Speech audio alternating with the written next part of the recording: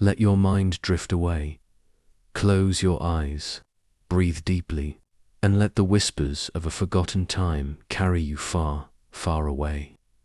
Welcome to a tale not written in ink, but carved into the silence of cold palace walls. This is not just a story. It is a broken lullaby of love and loss, a haunting melody of a young, beautiful girl, and the cruel fate that chained her to a man thrice her age. He was the king, old, powerful, ruthless. All he ever wanted was an heir. She was the daughter of his loyal minister, noble, graceful, innocent, and in love, hopelessly, helplessly, secretly. In love with the kingdom's young and fearless commander. They were meant to be. They had dreams.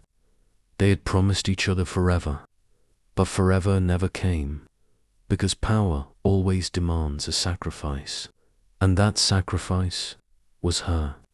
Torn away from the man she loved, forced into a golden cage, her body promised to the crown, her heart buried under layers of royal silk. She became the queen, but not of love, of duty, and one dark, quiet night, as the palace echoed with the sound of drums and fake celebration, a child was born, but the truth behind that child could burn the entire kingdom to the ground. Tonight you will hear her story, a story soaked in rain, blood, and whispered goodbyes. Elira sat silently on the edge of the grand royal bed. The soft candlelight flickered on the stone walls, throwing long shadows around the cold chamber. Her golden gown sparkled faintly under the warm glow, but her heart was frozen. Her hands trembled in her lap. Outside, the palace celebrated the king's new marriage. Musicians played, servants danced, but inside the queen's chamber, Elira's world had gone silent. Every heartbeat felt like a scream. She wasn't supposed to be here. She wasn't supposed to be his wife. Her eyes welled with tears. Then she heard it, slow, dragging footsteps. The old king was approaching. Her stomach turned. She quickly wiped her tears and sat up straighter. She could smell the strong scent of wine even before the door opened. The door groaned again, and there he was, King Aldrich, ruler of the Eastern Empire, now nearly 60. His silver beard was well-oiled, and his long robe dragged behind him. His crown sat slightly tilted, but his eyes sharp and tired, focused on her like prey. "You look beautiful tonight, Elira," he said, voice thick with drink. She forced a smile. "Thank you, Your Majesty." "Your Majesty," he chuckled, closing the door behind him. "No, not anymore. I am your husband now. Call me Aldrich." She didn't answer. He stepped closer, reaching out to brush a curl from her cheek. His fingers were rough and cold. She flinched, just slightly, but enough for him to notice. "You're nervous," he said, almost softly. "I'm just tired." "My lord," she replied, barely above a whisper. The king moved around the bed slowly, like a lion circling its prey. Elira's breath became shallow. Her heart raced. She wanted to run, but where would she go?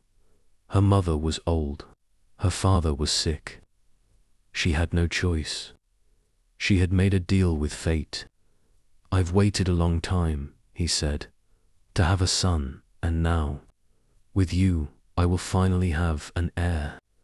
Elira looked away. A single tear escaped down her cheek.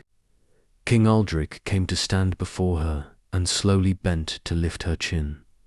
"Look at me, Elira. You are mine now. This is not a dream you can wake up from." She nodded, though every part of her soul screamed. He leaned closer. She could smell the old wine on his breath. His hands touched her shoulders and began sliding down her arms. She closed her eyes. begging her heart to stop pounding. Each touch made her flinch, but she remained still, like a statue. He kissed her neck, whispering, "You are a gift, my dear. A gift to this kingdom. A gift to me." Alira's lips trembled. She bit down, holding in a sob. She wanted to scream, but instead she whispered in her mind, "Forgive me, Xavier." Her thoughts drifted to the man she truly loved. The king's personal guard, young, brave, the only man who had ever looked into her eyes and seen her soul, the only man who had ever made her laugh, the one who held her hand beneath the garden moonlight and promised to take her away. But now she belonged to another. The king climbed into the bed beside her. Alira turned away, pretending to adjust her pillow. She felt his arm slide around her waist. She closed her eyes tightly, hiding her tears. He kissed her cheek, whispering, "Tonight you will give me your heart." She didn't reply. Her heart was already broken. Hours passed. When the room finally fell silent, and the king began to snore beside her, Alira sat up slowly. Her golden hair was messy. Her cheeks were stained with silent tears. She stood from the bed quietly and walked barefoot to the window. Outside, the night was dark and cold. The stars looked down at her like witnesses to her sorrow. She hugged herself tightly, trembling. Then, in the stillness, she whispered one name. Her voice cracked. "I'm sorry." She leaned her head against the cold stone and let the tears flow freely now. He was gone, sent far away to the western borders for war. It had all been planned. The king knew. The king had seen the way Xavier looked at her. She was now locked in a golden prison, a crown on her head, but chains on her soul. Flashback hits her hard. Just few days earlier, that night was quiet, almost magical. A soft wind moved through the tall trees of the royal palace, making the leaves whisper secrets to the stars. The sky was flooded with silver light as the full moon shone down over the wide, blooming garden. Marble statues glimmered in the moonlight, and a gentle fragrance of night jasmine filled the air. Near the old stone fountain, under the shadow of a fig tree, he stood Xavier, the king's most trusted soldier.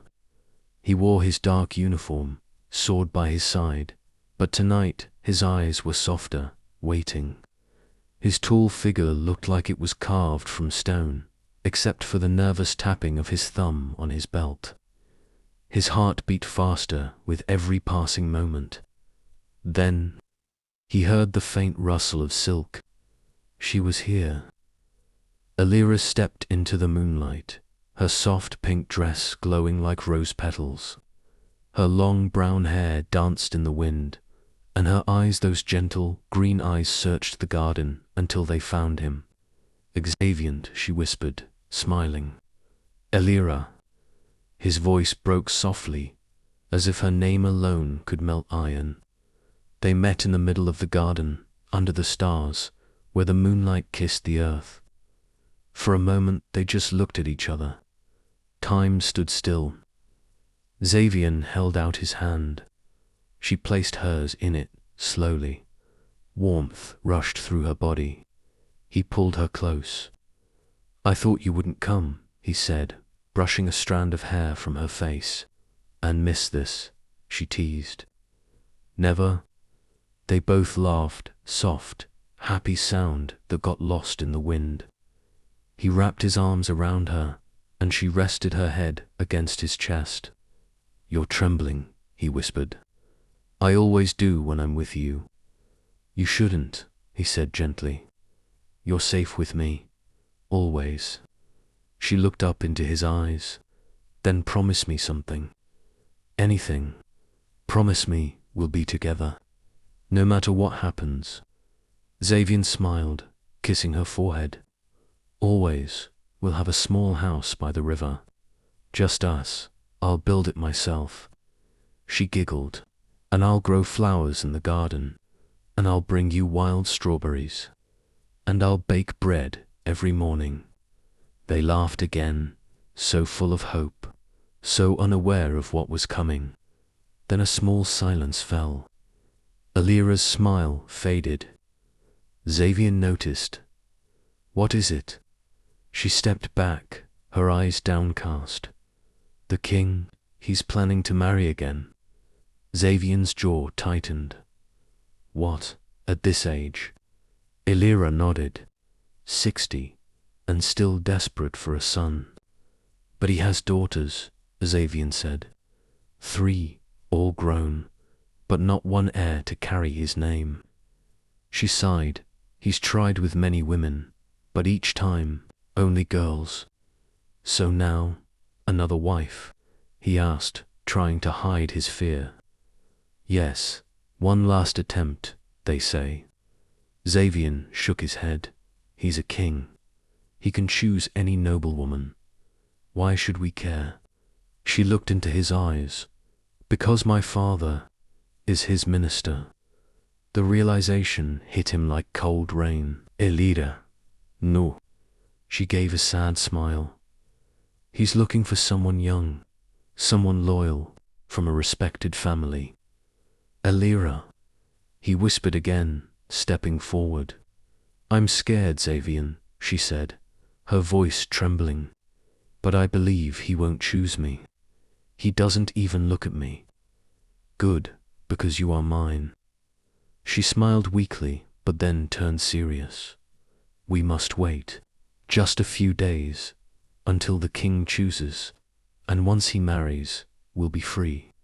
He nodded, and we'll run far from here, you and I, to the river house. She asked, hope lighting her eyes again. To the river house, he repeated, with flowers, strawberries, and your morning bread. She laughed again, then leaned up and kissed his cheek. I love you. He touched her lips gently. I love you more. They stood like that, locked in each other's arms, while the moon above watched silently. Everything around them shimmered with a kind of soft, magical love, untouched, pure, and full of dreams. Then a sudden sound from the palace towers. The clock struck midnight. Alira pulled away. I must go. If someone sees me, I'll wait for you tomorrow, same time. She nodded, always. As she turned to leave, he grabbed her hand one last time. No matter what happens, Alira, I will fight for you. She looked back, her eyes glistening. And I'll wait for you, no matter how long. Then she disappeared into the shadows of the palace walls, leaving Xavier alone in the moonlight, with only her scent and their dreams dancing in the air. The next morning arrived with golden sunlight slipping through the palace windows, unaware of the storm that would rise before dusk. Alira's footsteps echoed softly in the long marble corridor as she returned from the garden. Her face still glowed from last night's secret meeting. A gentle smile played on her lips. Her heart fluttered with the memory of Xavier's warm voice and their quiet promises. In her mind, they were already writing the first lines of a beautiful future together. But fate had already dipped its pen in a darker ink. Inside the royal courtroom, the aged king sat hunched upon his ornate golden throne. His face, worn by time, was lined with frustration and longing. Around him stood his trusted ministers and high advisors and stiff postures. The air in the chamber was heavy. The king raised a trembling hand. I have made a decision, he announced in a cracked voice. I have chosen a girl for marriage. In a corner of the room, Alira stood silently near the record table, arranging scrolls and documents. Her ears caught the words, her smile widened slightly. Finally, she thought, the king has chosen someone. Once this royal wedding is over, Xavier and I will be free to marry. But the next moment, shattered her breath. "I have chosen our minister's daughter," the king declared. Time stopped. Alira's blood ran cold. Her eyes lifted slowly. The entire room turned to look at her. A storm rose inside her chest. Before she could move or utter a single word, armed guards stepped forward and surrounded her from all sides. She stood frozen, staring at them, heart pounding, lips parted in disbelief. She tried to speak. This must be a mistake. But the king's voice thundered again. "Prepare her chambers. Increase her security. She is to be treated with the utmost respect. She is my bride." No one dared question the old monarch. Alira was led away under heavy guard, her vision blurring with unfallen tears. Her dreams crumbled beneath her steps. She was taken to a grand chamber lined with velvet curtains, adorned with golden mirrors and silk bedding. But it felt nothing short of a prison. Servants began attending her, combing her hair, fitting her bridal gown, whispering congratulations. Alira sat like stone, her mind spinning, her soul screaming. She tried to send messages to Xavier. She begged a maid to carry a letter. She attempted to escape at dusk, but the guards were everywhere. Xavier, he knew nothing. He still believed she was his, and she believed so too until the very moment they brought the bridal crown to her trembling hands. The wedding night. The grand hall shimmered with candlelight. Golden drapes fluttered in the night air. Musicians played a slow, haunting melody. Ministers and nobles stood tall, dressed in royal colors. The king had bathed and dressed in robes of silver and maroon. A golden sword hung by his side. Despite his age, he looked proud, victorious, like a man who had finally claimed what time had denied him. Xavier stood near the dais, dressed in the commander's ceremonial armor. His eyes moved restlessly toward the entrance, unaware of the doom that crept closer with each passing second. And then the doors opened. The crowd turned. The music slowed. Guards stepped forward, carrying tall spears of honor. Behind them came the bride, walking silently in a white and gold bridal gown. Her face was hidden behind a jeweled veil. Xavier's smile faded instantly. His chest tightened. That walk, those eyes behind the veil. No, it couldn't be. But when she stepped closer, and the veil slipped just enough to reveal her tear-rimmed green eyes, his world shattered. "Alira," his voice was barely a whisper. His heart ripped apart in one breath. She looked at him, eyes full of silent apologies, lips trembling, but she said nothing. She couldn't. Her throat was too tight to speak. Xavier stepped forward instinctively, but was stopped by a guard. "Commander, please," the guard warned gently. Xavier's hands clenched. His jaw tightened. Every muscle in his body screamed to drag her away, to demand an explanation, to challenge the king if he must. But Alira turned her face away, and the ceremony continued. Before the crowd, the aged king took her hand and placed a golden ring on her finger. The moment it slid onto her trembling skin, her dreams died quietly inside her. The hall echoed with royal blessings. Xavier stood motionless. The girl he had loved, the girl who had kissed him in the moonlit garden, now stood as the queen of the man he had sworn to protect. After the wedding, the king leaned into her, his breath hot and uneven. He took her hand and whispered with a smile, "Now, my dear, you will give me a son, an heir to carry my name." Alira's fingers curled inward as if his touch burned her skin. She nodded stiffly. But her heart was weeping blood. The morning sun slipped through the tall stained glass windows. casting golden patterns on the white marble floor of the royal palace. A cold wind swept through the heavy velvet curtains as the ancient king stirred from his slumber. Elira stood near the balcony, the weight of her jeweled crown pressing against her temples. She wore a regal gown stitched in gold and crimson, its train trailing like fire behind her. Her face bore the silent pain of the night before, hidden beneath a cold and composed exterior. Soon a servant entered and bowed. "The king has awakened. He wishes to present Her Majesty before the court." Elira inhaled deeply, her heart tightening. This was not the life she had dreamt of, not the future she had envisioned with Xavier. But now she was queen. As the heavy golden doors of the royal court opened, a loud announcement echoed. "Presenting Her Royal Majesty, Queen Elira, wife of His Grace, King J." All heads turned. The courtiers, nobles, and guards bowed low. Even the king's 3 daughters, each adorned in pride, and enveloped their gazes. Elira walked in, her chin lifted high, but her eyes dull. Her steps echoed, commanding and calm, but inside, her soul trembled like a trapped bird. As she stepped beside the king, he held her hand and raised it. "My people," he said in his aged voice, "bow before your queen. She is now the mother of our future heir."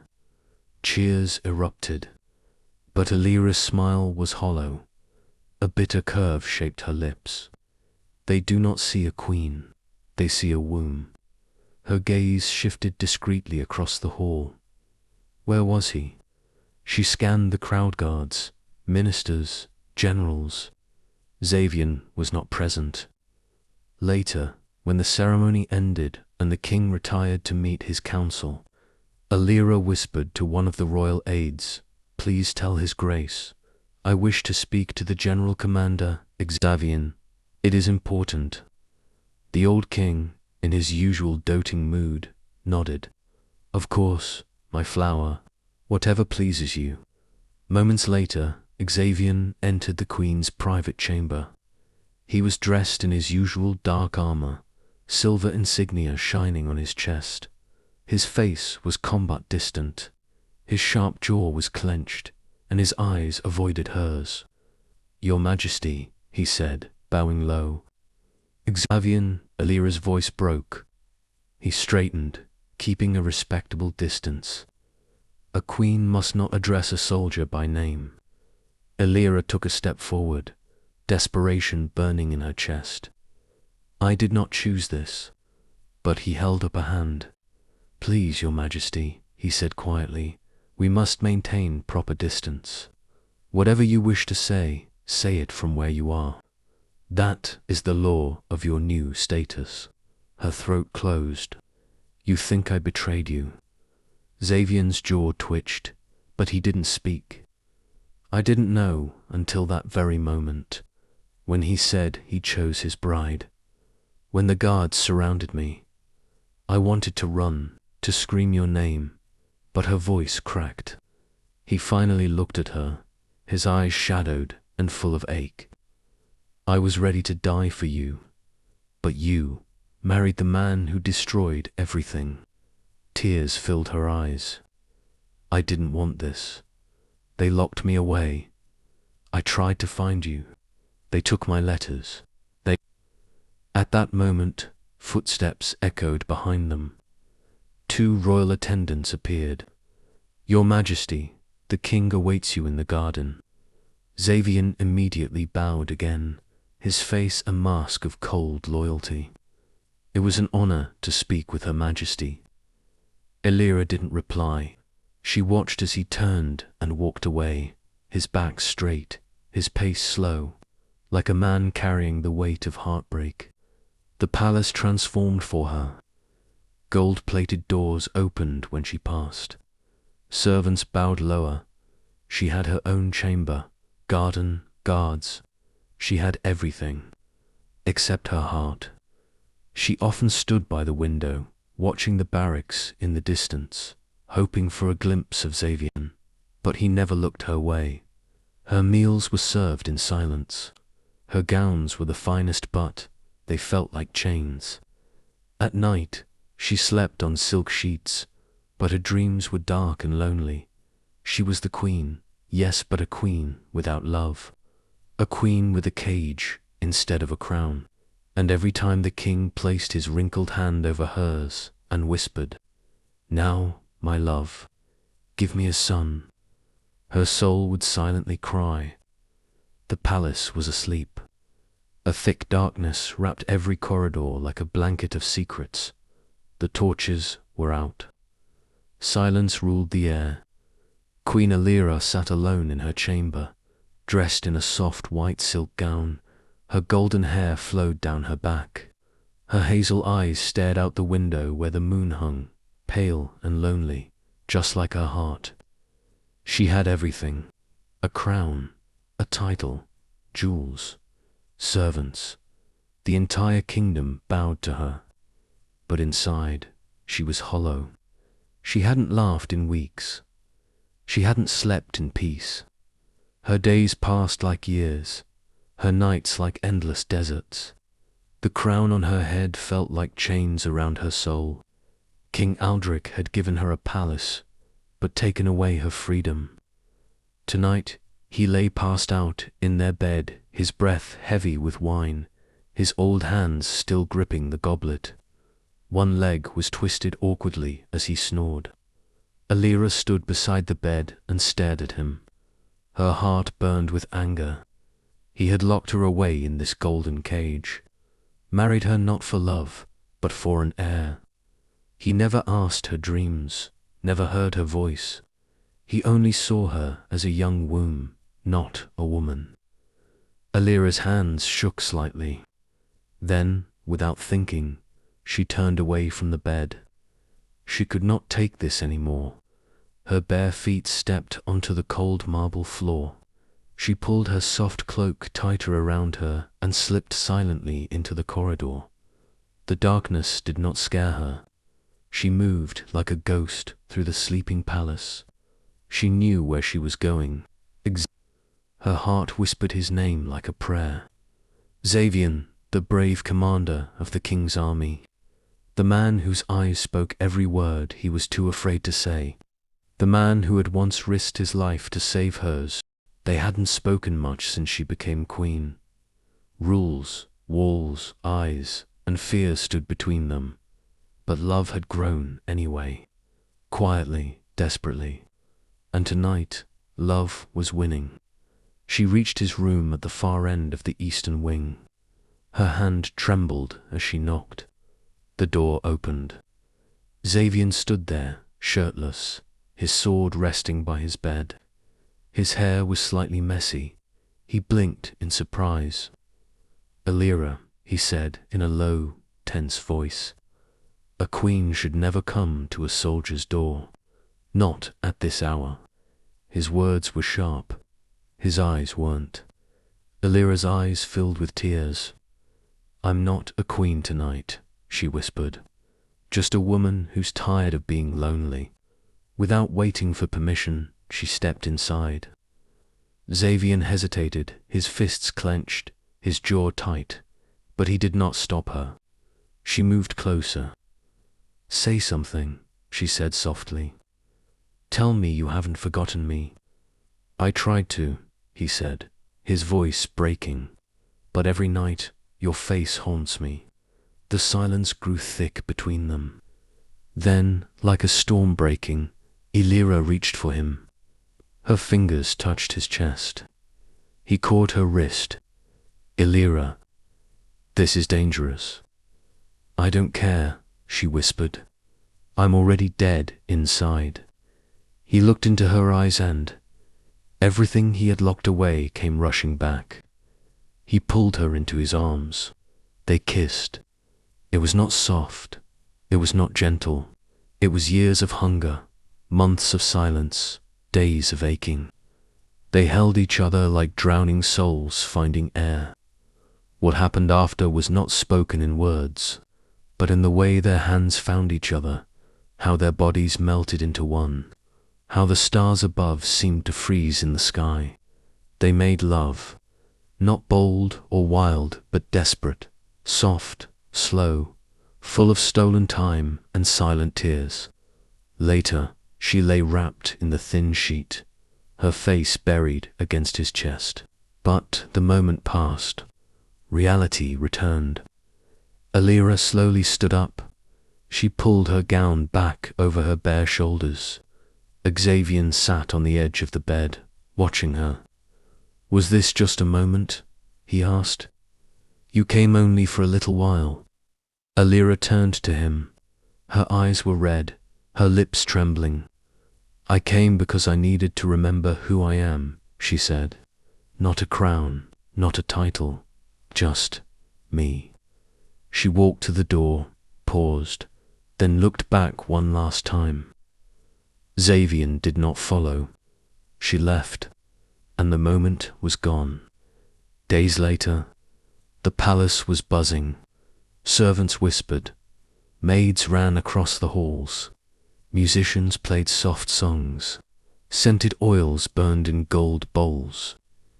King Aldrich was smiling. His queen had fainted in the garden. The royal physician had checked her. She was pregnant. At last, an heir. He announced it to the court. Trumpets rang, bells echoed, royal banners were raised. But Queen Alira stood quietly at the center of it all, her hands resting over her belly. She said nothing. Inside her, storms raged. She knew whose child it was. It wasn't King Eldric's, and that truth burned deeper than any fire. Alira's silent days. Now, she wandered the palace halls in silence. Her hands often rested on her growing stomach. Her face had lost its color. Her smile had vanished. She avoided mirrors. She avoided Xavier. They never met again after that night. He never tried to reach her. She never tried again. But in her heart, she carried their moment, their love, their mistake. Each day, the child inside her grew, and each night, her guilt grew too. She had betrayed the crown, betrayed the vow, but not her heart. And that was the most painful truth of all. The sky was dark. Thunder rolled over the palace walls as the night turned into a storm. But inside the queen's chamber, it was a storm of another kind. The pain tore through her body like fire. Sweat poured down her forehead. Her hands gripped the silk sheets. Her black hair stuck to her cheeks, and her face had turned pale.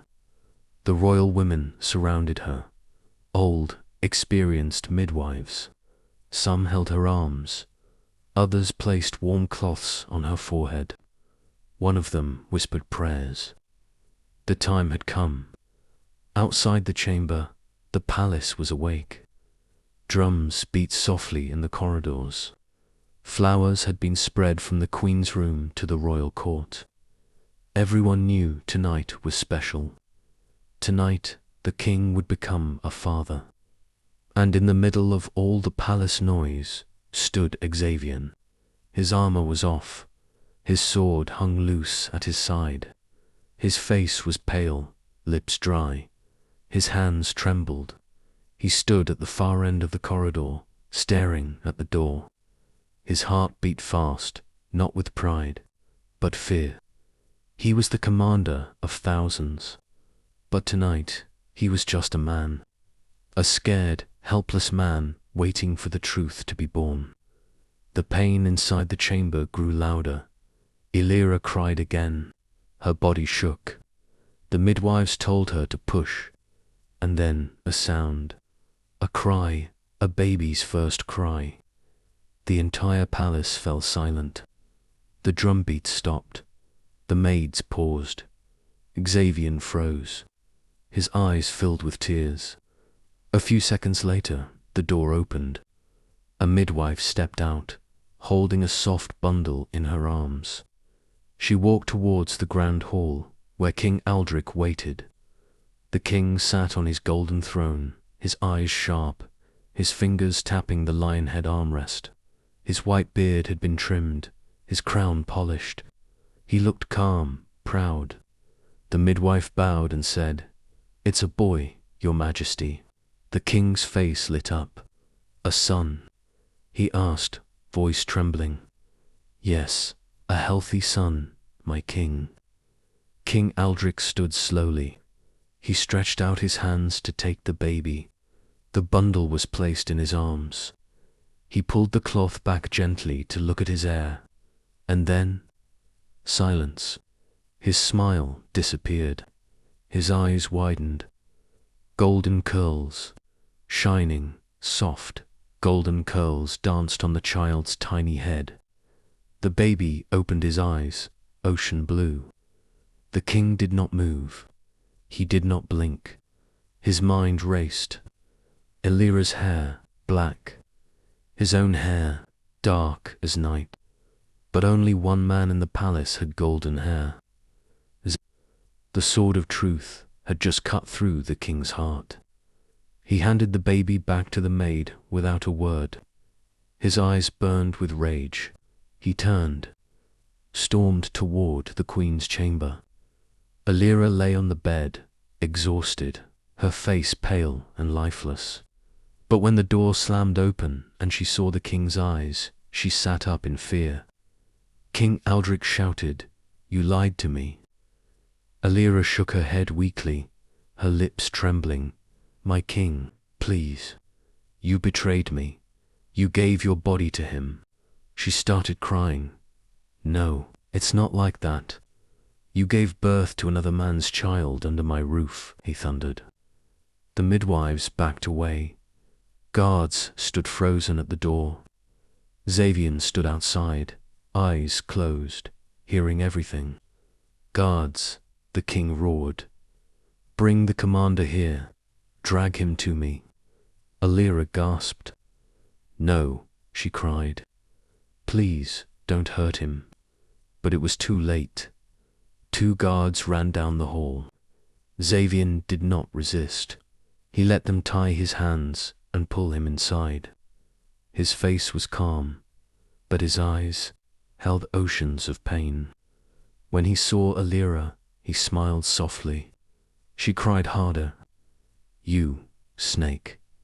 The king hissed. "I trusted you." Xavier looked into the king's eyes. Then he looked at Elira. "I forced her," he said quietly. Elira's eyes widened in shock. "What?" "I forced her," he said again, louder. "She had no choice. She was helpless. I attacked her. It's my fault. She is innocent." Elira tried to scream. "No, he's lying." He didn't. But her body gave way.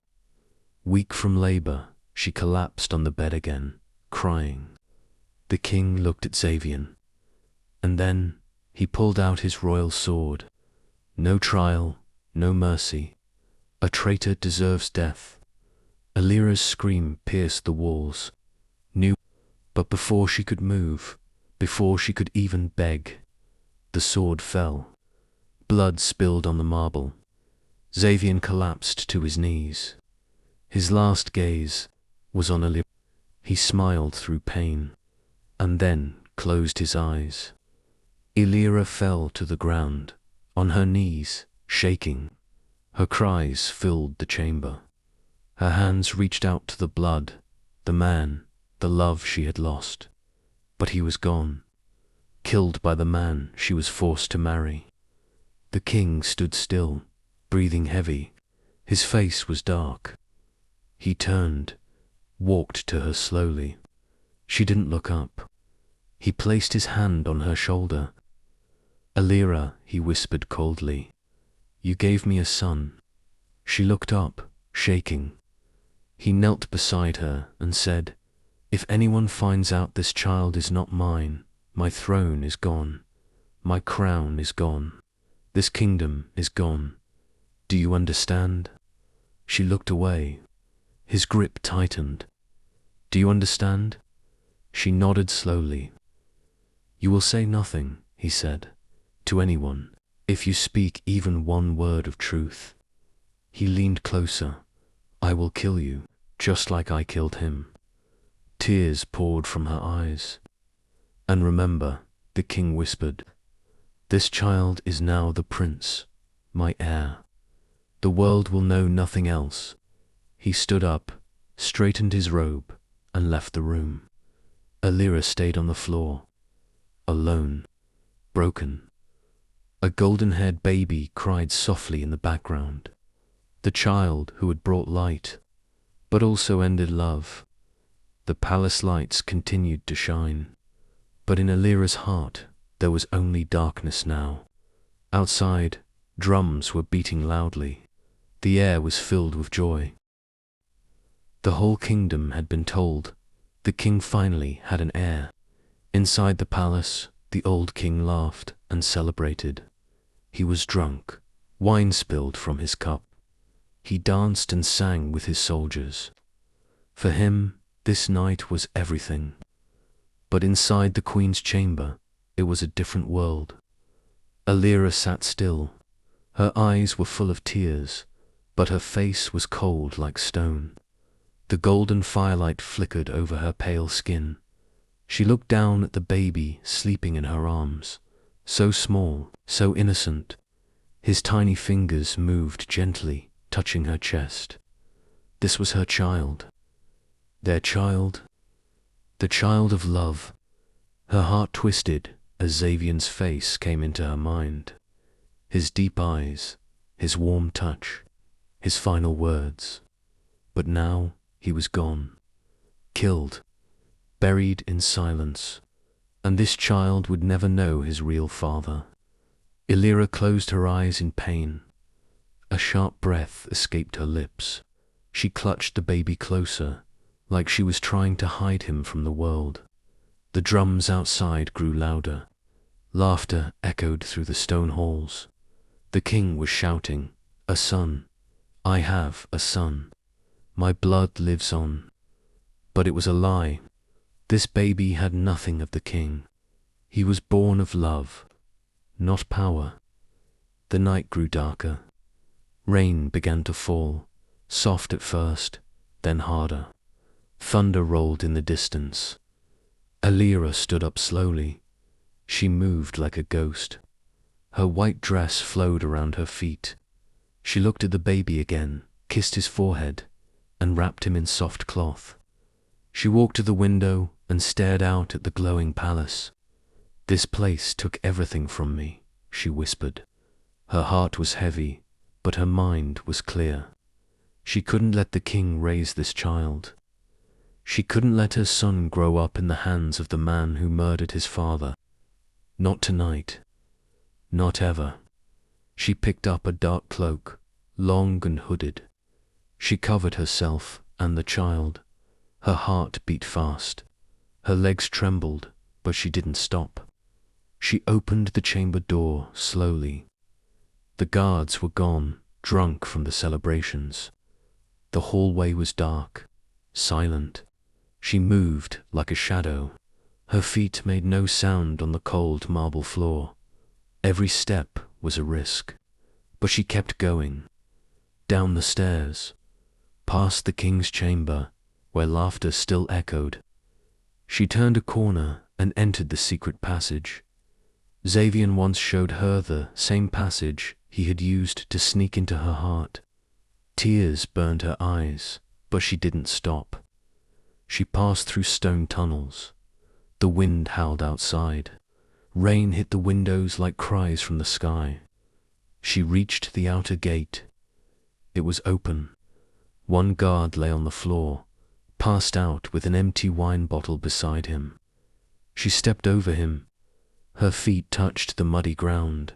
The cold wind hit her face. But she felt nothing. Only pain. Only fire inside. She walked through the garden. The roses they once walked past together were now wet and dying. She didn't look back. But as she reached the last gate, she turned. The palace stood tall, lights shining through every window, music still playing. She stared at it. Her eyes filled with hate. This place took my love.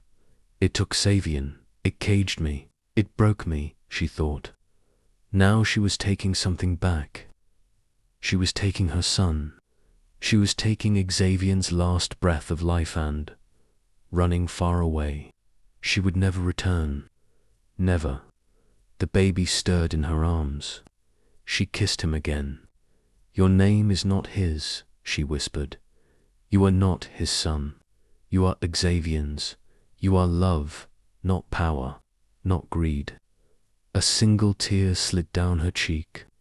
She turned her back to the palace and walked into the storm.